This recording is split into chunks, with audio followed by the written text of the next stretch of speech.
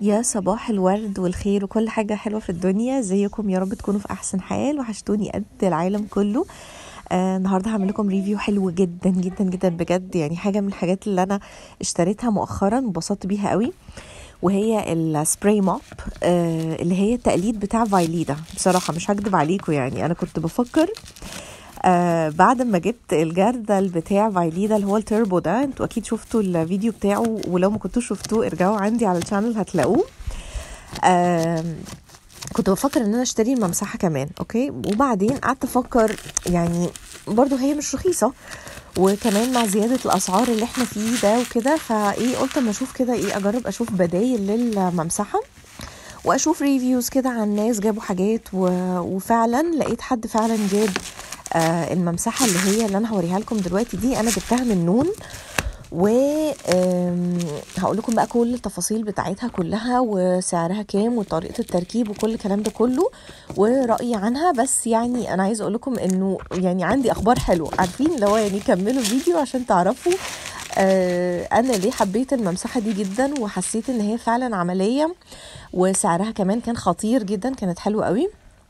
وعايزه اقول لكم كمان الحقوا اشتروها لو انتوا فعلا مهتمين بحاجه زي دي، لان الكميات بتخلص بشكل غريب. يعني انتوا عارفين دلوقتي كله قاعد قلقان من ارتفاع الاسعار وكده، فاللي بيحتاج حاجه بيجيبها على طول.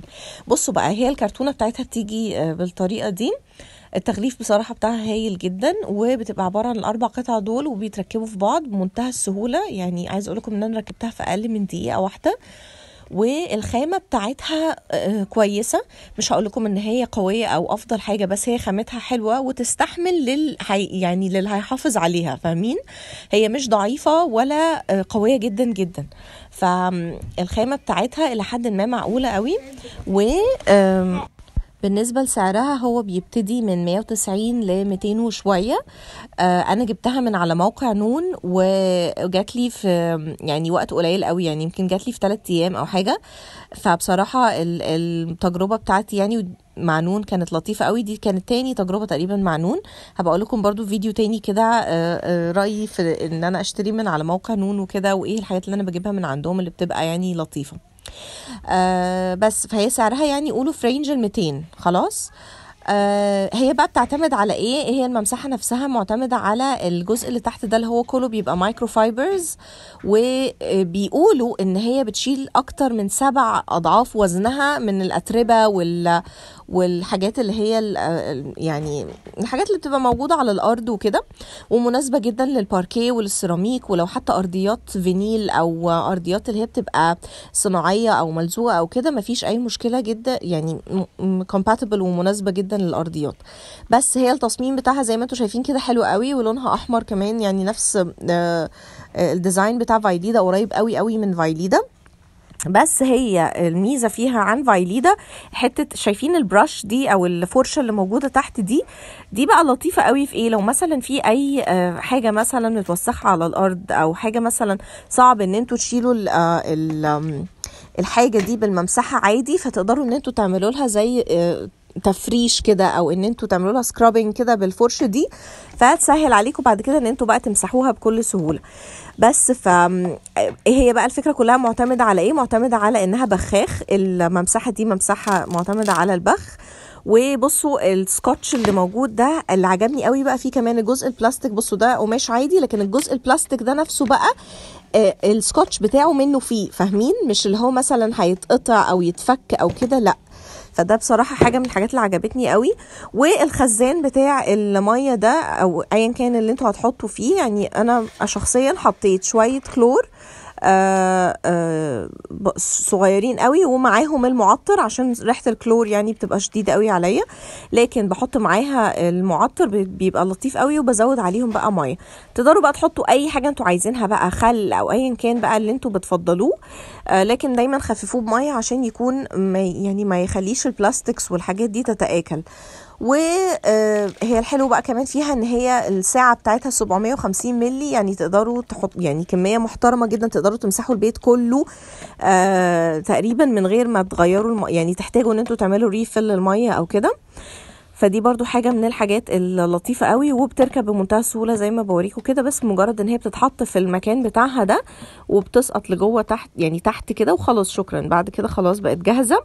والهاندل اللي فوق دي بمسكها وببتدي ان انا ابخ بيها، وبمسح بعد كده بقى بالممسحة عادي جدا، مفيش اي صعوبة في الموضوع خالص، بتسهل عليكم قوي.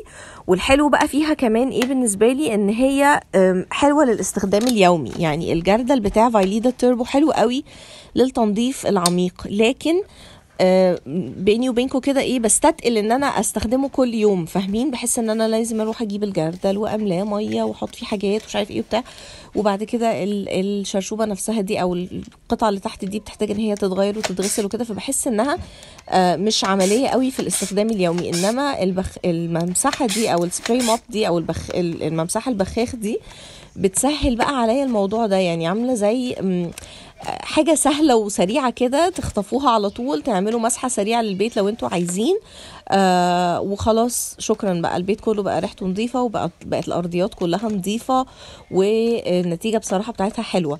كمان من الحاجات اللي عجبتني قوي في الممسحة دي، ان شايفين الجزء الأحمر ده بيتحرك في كل الاتجاهات، فبصراحة سهل قوي في الاستخدام، وبيروح بقى في كل الأماكن اللي انتوا عايزينها، والكورنرز بالذات، عارفين الحاجات اللي هي رجول الترابيزات والكراسي وكده، فبتسهل قوي، ويعني مناسبة قوي بقى للحركة دي.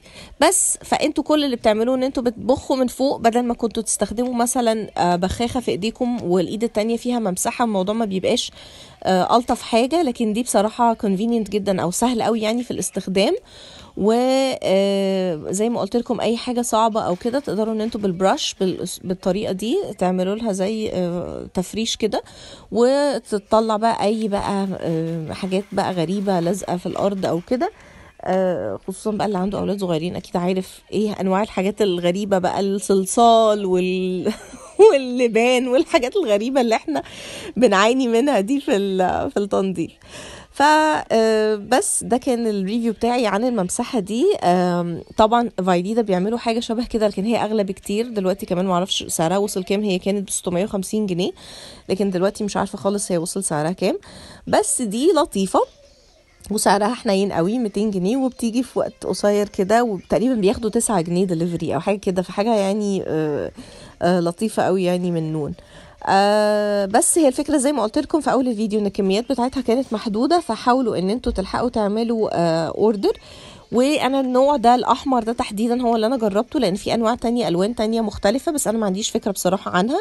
لكن زي ما وريت لكم النوع اللي الاحمر ده، وشكل الكرتونة بتاعته كان واضح في اول الفيديو، فهو ده النوع اللي انا مجرباه، واللي انا اقدر ان انا ارشحه لكم واقول لكم اشتروه وانتم مغمضين، بجد هتتبسطوا جدا، وهتحسوا ان تنظيف البيت بقى سهل قوي وسريع كده. عارفين لو اي حاجه اتدلقت يعني بشكل مفاجئ او كده، فحسوا ان انتوا يعني ايه، مش محتاجين ان انتوا تعملوا دبكه عشان تنظفوا الدنيا، لا هتحسوا ان انتوا نظفتوها. والتخزين بتاعها زي ما انتوا شايفين كده سهل قوي برضو، بتحتاج مساحه صغيره قوي. اتمنى يكون الفيديو عجبكم واستفدتم منه، وهستنى دايما الكومنتس